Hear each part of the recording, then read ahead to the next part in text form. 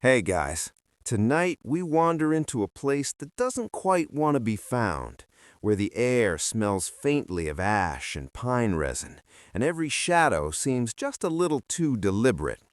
You're standing at the edge of a quiet village at dusk, the kind of place that doesn't show up on maps unless someone really insists.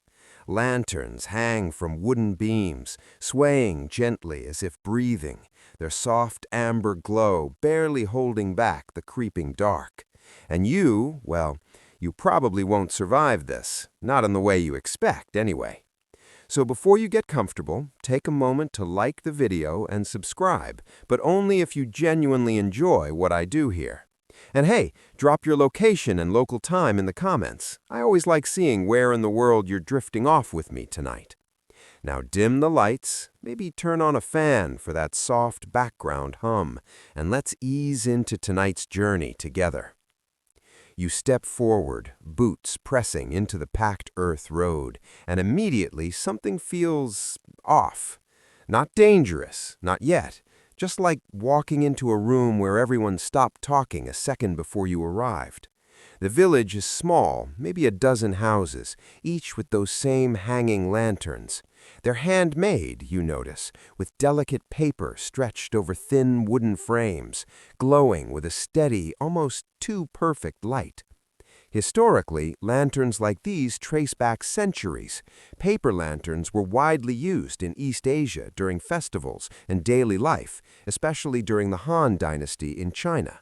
They symbolized guidance, celebration, even communication with spirits. You remember reading that somewhere, probably while procrastinating something more important. But these feel different. You pass a narrow alley, and for a moment you swear one of the lanterns flickers, not from wind, but like it noticed you. Which is ridiculous, obviously. Lanterns don't notice things. That would be a terrible upgrade. Imagine your desk lamp judging you at 3 a.m. A faint tapping sound draws your attention ahead. There, tucked between two leaning houses, is a small open front shop. Inside, an old man sits cross-legged, carefully assembling another lantern. His hands move slowly but precisely, like he's done this 1,000 times, or maybe 100,000 times. He doesn't look up right away. Of course he doesn't. Mysterious old craftsmen never do. It's probably in some kind of handbook. You step closer anyway. The smell of glue and singed paper fills the air. Around him, dozens of finished lanterns hang at different heights, each one slightly unique, some taller, some rounder, some with faint ink markings you can't quite make out, and yet they all share that same steady glow. Finally, he speaks, voice low and even. "You've come late." You pause. You hadn't said anything. You hadn't even cleared your throat in that awkward way people do when they're trying to announce their presence without actual committing to actual words. "I didn't know there was a schedule," you reply, because apparently sarcasm is your defense mechanism against potential supernatural situations. Bold choice. He lets out a quiet breath that might be a laugh. Might be. Hard to tell. Light doesn't wait. It only lingers. You glance at the lanterns again. They don't flicker, not one of them. There's a strange detail you notice then, something small but unsettling. The flames inside the lanterns don't move like normal fire. They're too still, too centered, like they've decided to behave for once, which, if you've ever tried lighting a candle in even a slightly breezy room, you know is suspicious behavior. Quirky historical tidbit for you. In medieval Europe, people sometimes carried lanterns made from hollowed-out turnips before pumpkins became popular. Yes, your spooky jack-o'-lantern has a vegetable ancestor that was significantly less photogenic. Just imagine carving a turnip and trying to feel festive about it. The old man finally lifts his gaze to you, and there's something in his eyes, something reflective, like he's looking at you through a layer of memory. "You'll need one," he says. Before you can ask what he means, he reaches beside him and picks up a lantern. This one is different, slightly smaller, its paper a pale, almost silvery white. The light inside it is dimmer, softer, like it's thinking about glowing rather than fully committing. He holds it out. You hesitate. Historians still argue whether ancient artisans believed their creations could hold spiritual essence, or if that idea was layered on later by storytellers trying to make sense of craftsmanship that felt too precise, too intentional. Standing here now, you're not entirely sure which side you're on. "Take it," he says gently, and you do. The moment your fingers brush the handle, a faint warmth spreads through your hand, not hot, not burning, just aware, like the lantern knows it's being held. You tell yourself that's just your imagination. Of course it is, it has to be. Still, as you step back into the dimming village street, lantern in hand, you can't shake the feeling that something has just quietly, irrevocably changed. Behind you, the old man returns to his work, already assembling another lantern, as if you knew you'd come all along. And as the last light of day slips beneath the horizon, your lantern gives a faintest, almost imperceptible pulse. You don't notice yourself gripping the lantern tighter until your fingers start to ache, like your hand is trying to confirm it's still holding something real. The village around you settles into evening, but not in the usual way. No laughter spilling from windows, no clatter of dishes, no distant dog barking just to prove it exists. Just that steady glow from every hanging lantern, like a silent agreement you weren't invited to. And yours feels different. You lift it slightly, bringing it closer to eye level. The pale surface almost seems to breathe, the faint light inside shifting, not flickering exactly, more like adjusting, like it's reacting to something you haven't quite figured out yet, which is comforting. Everyone loves an object that behaves like it has opinions. A figure passes at the far end of the street. You catch only a glimpse, someone carrying their own lantern, head down, walking with slow, deliberate steps. For a second, you consider calling out, but something in the air discourages noise, like the village itself prefers quiet over curiosity. You follow anyway. Of course you do. That's how these things always go. Your footsteps echo softly as you move, and the lantern in your hand grows just a touch warmer, like it approves of your decision. Not creepy at all, not even a little. As you pass beneath the hanging lights, you notice faint markings on some of them, inked symbols that resemble characters but don't quite match any language you recognize. They curve and twist in careful patterns, almost like they were drawn from memory rather than instruction. Historically, protective symbols have been etched onto objects across countless cultures, everything from Norse runes carved into door frames to talismans in ancient Japan meant to ward off spirits.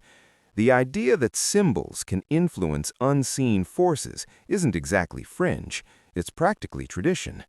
But these symbols don't feel protective. They feel contained. The figure ahead turns a corner, and you quicken your pace, boots scuffing lightly against the ground. When you reach the corner yourself, though, the street beyond is empty, completely. No footsteps, no fading silhouette, just another row of quiet houses and those ever-watching lanterns. You stop. Okay, you mutter under your breath, because talking to yourself suddenly feels like a reasonable life choice. That's normal. People vanish around corners all the time. You stand there a moment longer, waiting for something, anything, to break the stillness. Nothing does. Then your lantern pulses. It's subtle, but unmistakable. A soft thrum of light, like a heartbeat. Once, then again. You glance down at it, and for a brief, unsettling instant, you think you see something inside the glow. Not a flame, not exactly. A shape, a suggestion of movement, like a shadow trying to remember its form. You blink, and it's gone. Right, you whisper. Definitely just tired. Or haunted. One of those. A faint sound drifts from somewhere behind you. Low voices, hushed but urgent. You turn slowly, the lantern casting a gentle arc of light across the ground. Near the edge of the village, a small group of people stands clustered together. They're speaking in quick, quiet bursts, their lanterns held close. As you approach, their conversation falters, then stops entirely. All eyes turn to you. It's not hostile exactly, more like wary recognition. One of them, an older woman with silver-streaked hair, steps forward. Her gaze drops immediately to the lantern in your hand, and something in her expression tightens. "You went to him," she says, not a question. You nod, because apparently that's just your role now, mysterious nodder in a lantern-themed situation. She exhales slowly. "He gave you one." "Yeah," I replied, "kind of hard to miss." A few of the others exchange glances, the kind people share when they're deciding how much to tell the outsider before it becomes a whole situation. "You shouldn't keep it," someone mutters. "That's helpful," you say. "Really actionable advice." The older woman raises a hand slightly, quieting them. Her eyes return to yours, steady but not unkind. "Lanterns here are not for light alone," she says. "They hold what cannot remain otherwise." You frown. That sounds like something I should have been warned about before accepting it. A faint, almost apologetic smile touches her lips. He does not warn, he waits. Historians still argue whether ancient communities created cautionary myths to enforce social rules, or if those myths were born from real experiences that defied explanation. Standing here with a lantern that occasionally impersonates a heartbeat, you're leaning toward the second option, just slightly. "What exactly does it hold?" you ask. The group hesitates again. One of them, a younger man clutching his lantern like it might run away, speaks up. "Fragments," he says, "of people, of things that couldn't leave." That's not comforting. That's the opposite of comforting. That's aggressively not comforting. Quirky tidbit for you, in some parts of the world, people once believed that mirrors could trap souls, which is why they'd cover them after someone died. Turns out, humans have a long history of worrying about where exactly the self goes when it's not here anymore. You glance down at your lantern again, suddenly very aware of the soft glow brushing against your hand. "So you're saying," you begin slowly, "I'm carrying around what exactly? A ghost jar with better lighting?" No one laughs. Tough crowd. The older woman steps closer, lowering her voice. "It does not harm you unless you follow it." Your grip tightens. "Follow it where?" But before she can answer, your lantern pulses again, stronger this time. The light inside shifts, stretching faintly toward the edge of the village, toward a narrow path you hadn't noticed before. It winds between two darkened structures and disappears into a line of trees beyond. The group falls silent, watching. The woman's expression hardens just a little. "There," she says quietly, "that is where it begins." You stare at the path, the lantern's glow gently urging your gaze forward, like a finger pointing into the dark. And despite everything, every warning, every strange detail, you feel it, that pull, soft, persistent, waiting. You don't remember deciding to move, but somehow your feet are already carrying you toward that narrow path between the houses. It's subtle at first, just a step, then another, until the quiet murmur of the villagers fades behind you, swallowed by the growing hush of the trees ahead. No one follows. Of course they don't. Because if there's one universal rule across all cultures and time periods, it's this. When someone says, "Don't follow the mysterious glowing object into the dark forest," that's exactly when the main character ignores them. Congratulations, you're that person now. The lantern in your hand pulses again, softer this time, like it's rewarding your compliance. You glance back once, half expecting the old woman to call you out, to offer one last dramatic warning. But the village remains still, its lantern steady and distant, as if already forgetting you. And just like that, you're alone. The path narrows quickly, roots pushing up through the soil like old bones. Trees rise on either side, tall and close, their branches knitting together overhead until only thin threads of twilight remain. The air shifts, cooler, heavier, and carries a faint scent of damp earth and something else, something older. Your lantern glows a little brighter. You didn't touch it. You definitely didn't adjust anything. It just decided. Great, you murmur. Self-adjusting haunted lighting. Exactly what I needed. As you walk, you begin to notice markings carved into the trees. At first, they're easy to miss, small, shallow cuts, but soon they grow more deliberate, forming patterns that echo the symbols you saw on the village lanterns. Curved lines, intersecting shapes, repeating in sequences that feel almost rhythmic. Historically, tree carvings have been used by travelers and communities alike, trail markers, territorial signs, even spiritual warnings. In parts of ancient Europe, people carved symbols into trees to mark sacred boundaries, places where the natural and supernatural were believed to overlap. You run your fingers lightly over one of the carvings as you pass. The wood feels smooth, worn down by time, or maybe by repetition. Because here's the unsettling part. These markings don't look old. They look maintained. Quirky detail for you. Some historians believe certain forest paths across Asia and Eastern Europe were intentionally designed to disorient travelers, looping back on themselves in subtle ways. Not exactly GPS-friendly. Imagine trying to follow Google Maps and it just whispers, "No signal, good luck." You keep walking. The lantern grows warmer, its light stretching farther ahead now, illuminating more of the path than it should. Shadows shift at the edges of your vision, not quite forming shapes, but definitely trying their best. And then, you hear it. A whisper. Not behind you, not ahead, around you. You stop. The forest holds its breath. For a moment, there's nothing. Just the faint hum of your lantern and the soft rustle of leaves far above. Then, barely audible, a voice brushes against your ear. "You came."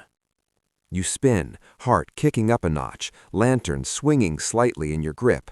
The light arcs across the trees, catching on the carvings, making them seem to move for just a second before settling again.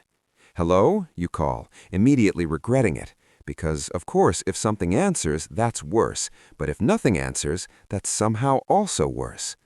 Silence. Then another whisper, this time from the opposite side. "Not the first." Your breath slows, shallow and careful now. The lantern pulses again, and for a split second, the light inside stretches outward, not just illuminating, but reaching. And in that reach, you see them. Faint impressions in the air like heat distortions, figures that aren't fully there, but definitely aren't nothing. They stand just beyond the edge of the light, unmoving, watching. You blink, and they're gone. Historians still argue whether reports of forest spirits or lingering presences are rooted in psychological responses to isolation, or if they reflect something less easily explained. Right now, your brain is voting strongly for "let's leave." But your feet don't listen. The path begins to slope gently downward, the trees thinning just enough to reveal a faint glow ahead, not from your lantern, but something deeper in the forest, warmer, older. You follow it, because of course you do. Soon, the path opens into a small clearing.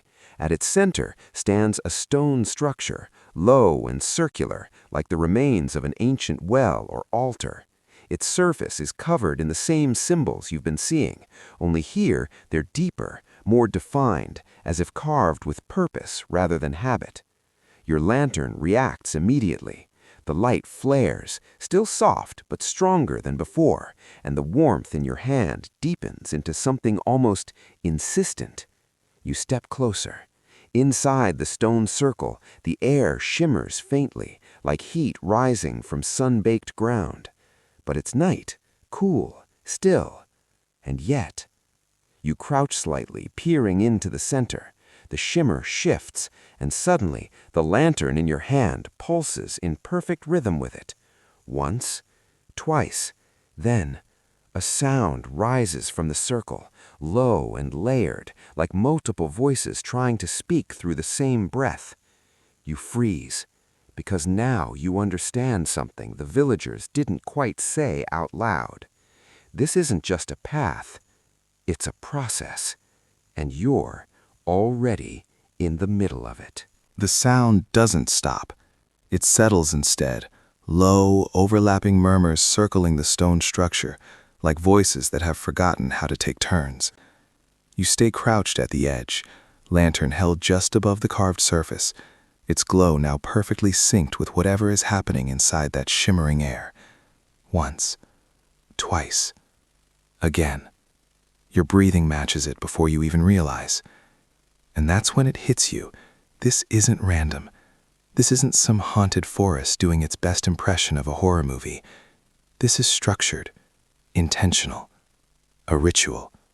You straighten slowly, resisting the urge to step back. The lantern grows warmer in your hand, not painfully so, but with a presence that feels almost expectant, like it's waiting for you to understand something obvious.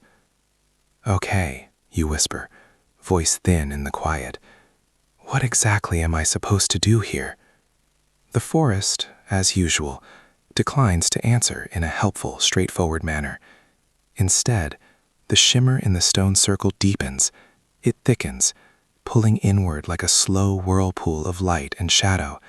And within it, just for a moment, you see something clearer than before. A face.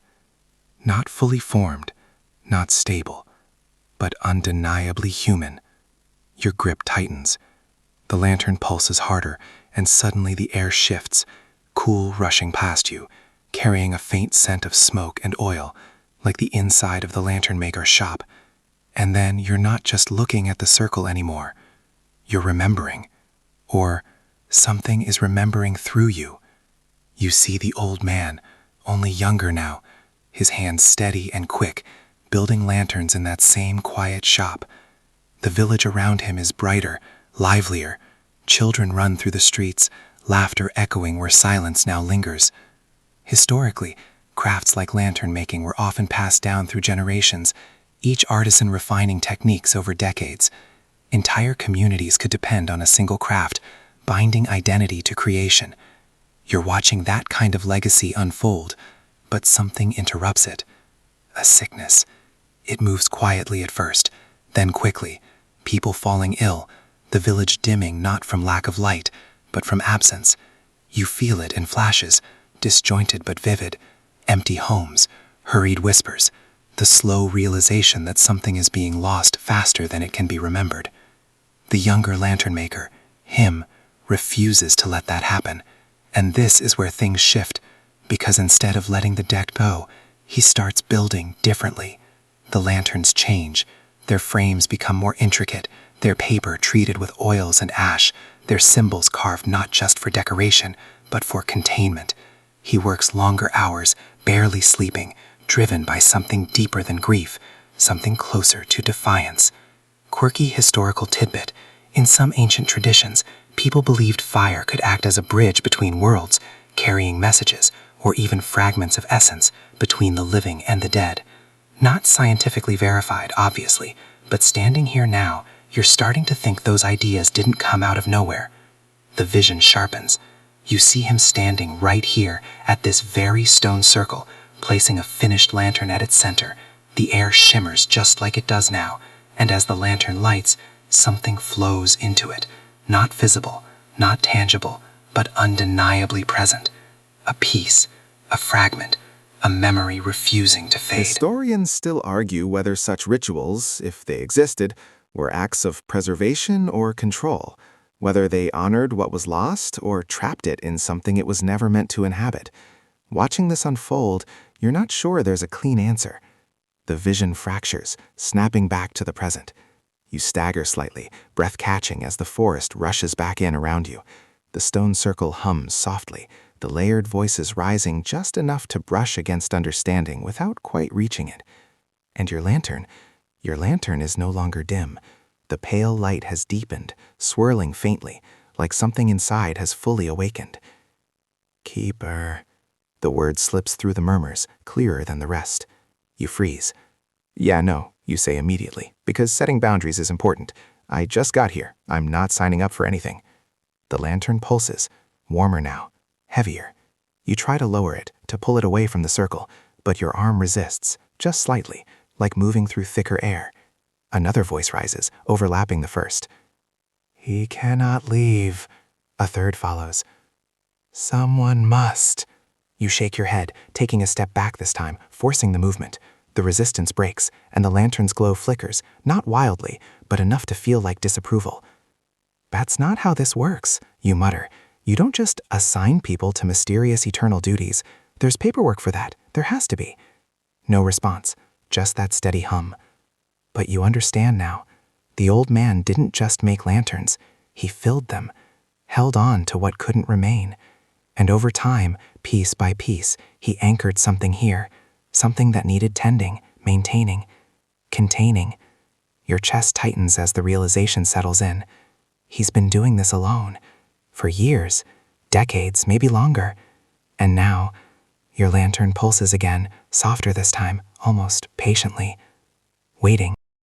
That's the part that settles deepest. The stillness of it, the quiet expectation humming through the lantern in your hand, through the stone circle, through the forest itself. Not forcing, not chasing, just waiting for you to decide. Which honestly feels like a lot of pressure for someone who 5 minutes ago was just wandering into a suspiciously quiet village. You take another step back, this time without resistance.